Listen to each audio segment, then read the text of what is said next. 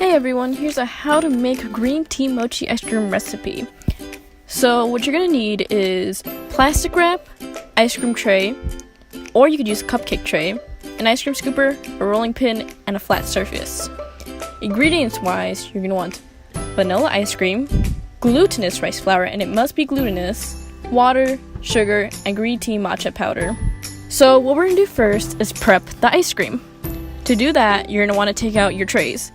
I'm using cupcake trays. Some people use egg cartons or even just ice cream molds.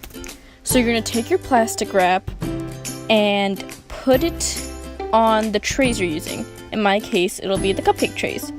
So with the plastic wrap, I am setting it out and measuring it over the tray and just simply patting it down into the wells so it can hold the ice cream once I put it in there. Make sure you have just the right size. If you have to, use extra plastic wrap rather than less, because if you use less, then there won't be enough so you don't make a mess on your trays. But if you're fine with having ice cream stuck to your trays, then don't worry about it. But it's easier if you use plastic wrap so you don't make a mess and it's easier to take out the ice cream that way.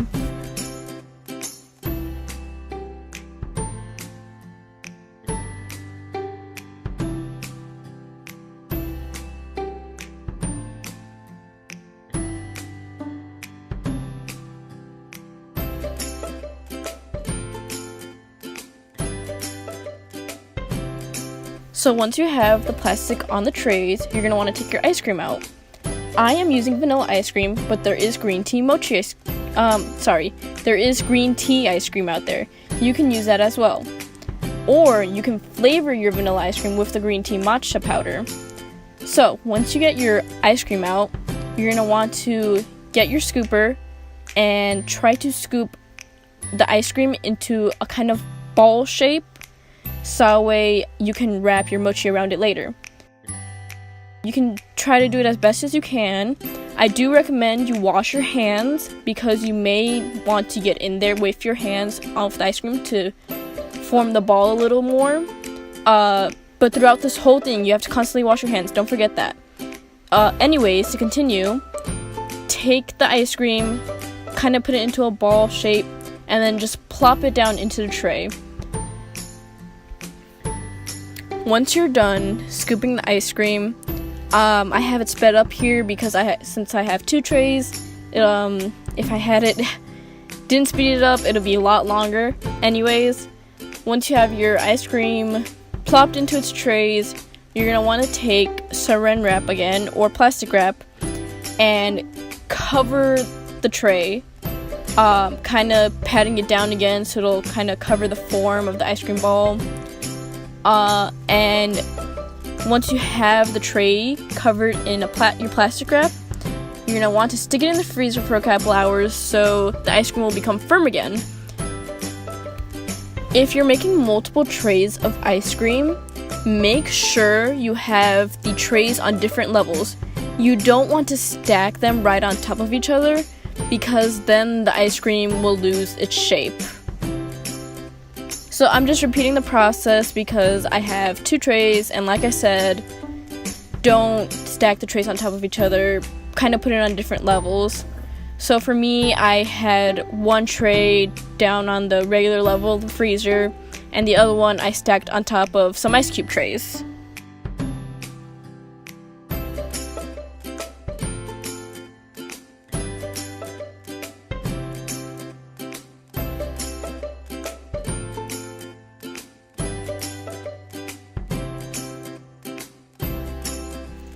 Now that you're done with that, you can put the ice cream back in the freezer and start getting your ingredients out.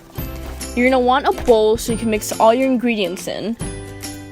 So you're going to take out your flour, your matcha tea powder, the water, and sugar. And don't forget, you have to use glutinous rice flour. This is a common mistake. I made the mistake myself by buying just regular rice flour.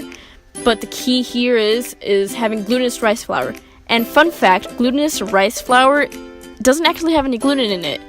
Yeah, it's kind of weird, but let's continue. So what you're gonna do first is you're gonna take your half cup of flour, the rice flour, put it into the bowl, and then you're gonna add the water.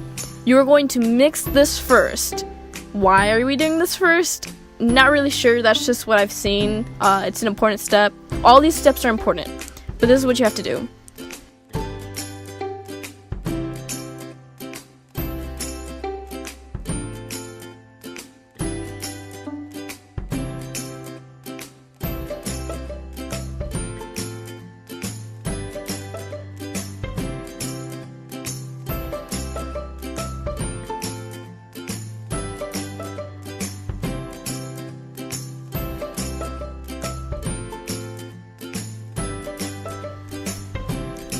So after mixing the rice flour with the water, you're going to add in your sugar. You can use 2 to 3 tablespoons. So you can see here, I was using 2, and then later on I added another spoon because green tea does have a little bit of a bitter taste. So depending on your taste, you might want it a little sweeter, or you might want to keep it bitter. So it's all up to your own taste palette. For me, I wanted it just a little bit sweeter, only because it wasn't just me eating it, but my family as well.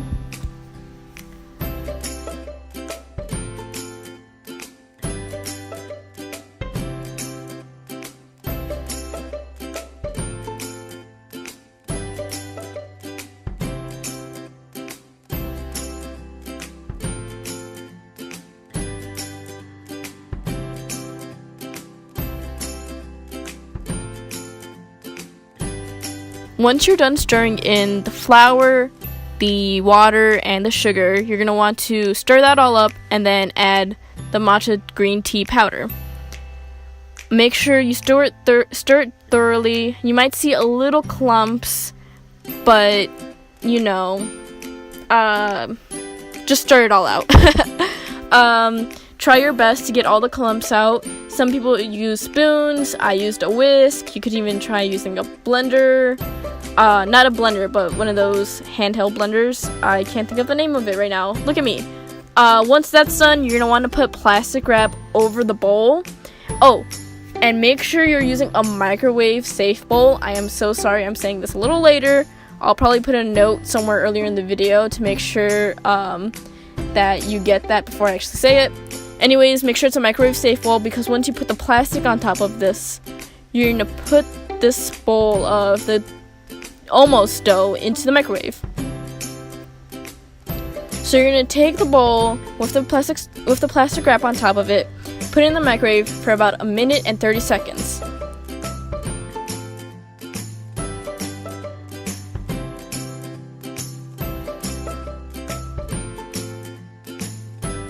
After the 1 minute and 30 seconds are up, take it out and stir it up a little.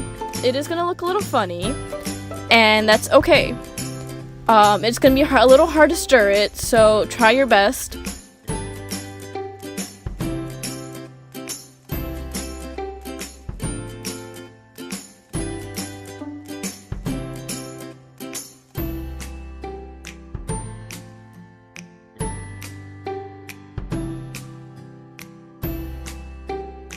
Once you're done stirring, you're going to put it back in the microwave for 1 minute and 30 seconds again. Once that's done, take it out and stir it all over again. So while the dough is in the microwave, what you can do is start prepping your counter or your station, which is your flat surface. I took out a cutting board, thin one, and put it on top of my counter just so I have a little bit of a cleaner space. And once you have your space that you're going to put the dough out on, you're going to take the rice flour and spread it out onto your flat surface.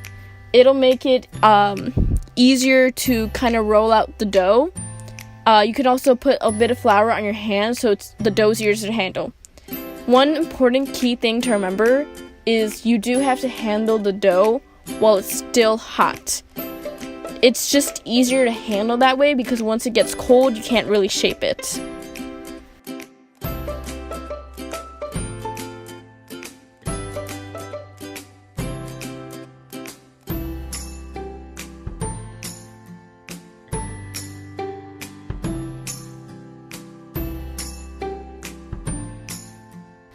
So you kind of see me struggling here with the dough and getting it out from the bowl onto my flat surface. But what you can do is just, what I found easier is just tipping over the whole bowl and letting the dough fall onto the flat surface rather than trying to take it out by spoonfuls. So just let it plop out on there.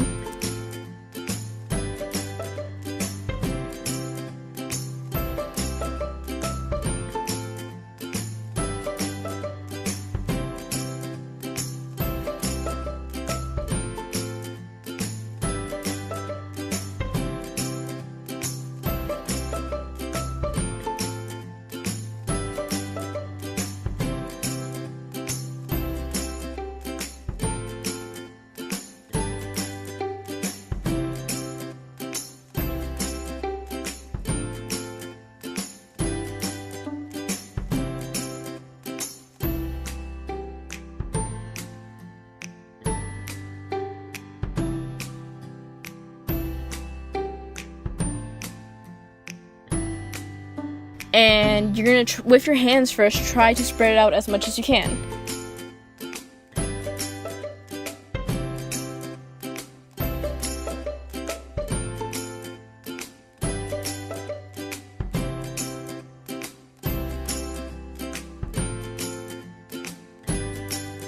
After that, take out your rolling pin, or you can get creative. I had to use a water bottle. At first I tried using a wooden spoon. That didn't work because it was too thin, but then I took out a water bottle and kind of started rolling it around onto the dough. That helped me. If you have a rolling pin, great, use that. If you don't, then get creative and find something to help you roll out the dough.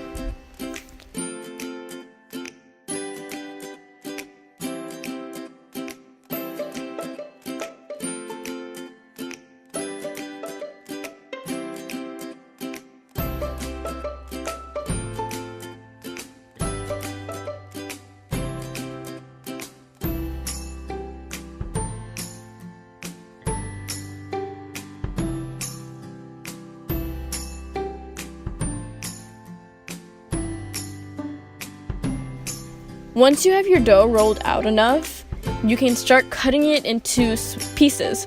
I was able to get 6 pieces out of the amount of dough that I had spread out. Some people are able to get 8, some a little less. It's all up to how far you stretched it out and rolled it out.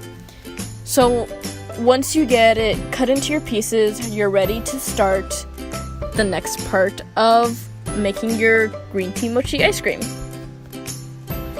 So this is part 4. You're making the actual mochi ice cream now. What you're gonna do, like I said, cut the pieces and you're gonna take out your ice cream that you had in the freezer. Make sure it was in there for a couple hours before you take it out.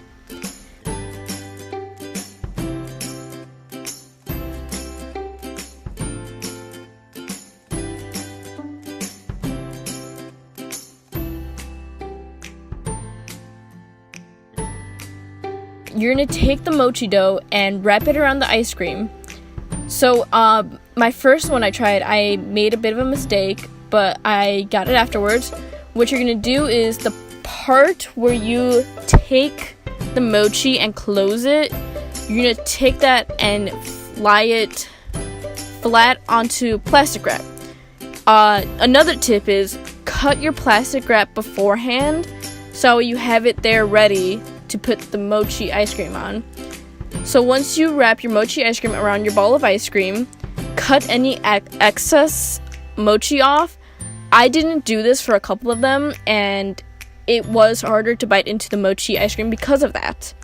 So you are going to want to make sure you cut off any excess mochi unless you like it a little thicker. Then you can keep it on there. So once you get it wrapped up, you're going to wrap it up in plastic wrap. The part where you have the corners of the ice cream connecting, you're going to want to lie face up. So the bottom part of the mochi where it's not connecting, you're going to put on the plastic wrap, and the plastic wrap you're going to twist up on top where you were twisting the mochi to close the ball off. And once you twist that, the twisted part, you're going to want to lie into your trays. So that way the flat surface of the plastic wrap, if that makes sense, is facing up. You kind of see how I'm doing that in the video. And well, once you're done wrapping up all your mochi balls, you're just going to want to make sure they're all wrapped up in plastic wrap and stick it back into the freezer. So I tasted it once it was a couple hours into the freezer, and it was good. But if you let it freeze overnight, and if you want to, even part of the day, the longer it is in the freezer, you know, you don't want it too long in there, but if you wait a day or a night for the mochi to be in the freezer, it tastes great, it tastes fantastic. If you check out my vlog from Wednesday, you can see me and my friend trying the green tea ice cream mochi, and it was great after being in the freezer for overnight, and it just tastes better that way. So there you have it. That's how you make green tea mochi ice cream. If you want any more tips or tricks, let me know down in the comments below on making them. This was my first time making it, but it was fantastic. I learned some tricks along the way, and I kind of explained some of them throughout the video. But if you feel like there might be an easier way to do it, go ahead and comment down below what you think would be easier way to make it. Thanks everybody for watching, and have a great day.